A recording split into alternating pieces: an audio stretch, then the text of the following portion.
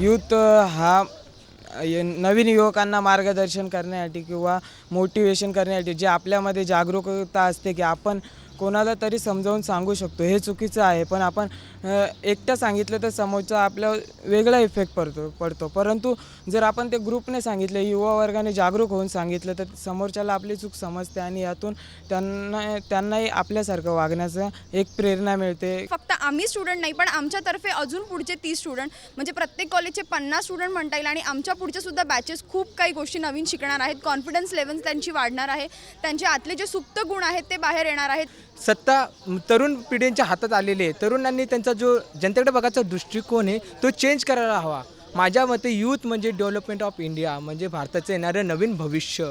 Young generation आता भक्कम असली आणि सकाळ माध्यमांनी मेन म्हणजे हाती घेतले की यंग लोकांना आपण टार्गेट केलं आहे की त्यांना आपण भक्कम बनवलं की आपलं फ्युचर आहे ते चांगलं होणार आहे आणि देन त्यामुळे आपले मागचं बॅक जनरेशन आहे तेही यंग जनरेशन आपलं पुढे येऊन भक्कम होणार आहे. यूथ एनर्जी आहे, यूथचं रक्त एकदम गरम सळसळत आहेत आणि आतापर्यंत यूथची जी पॉवर आहे, यूथची जी युनिटी आहे ती यूज नाही केली होती.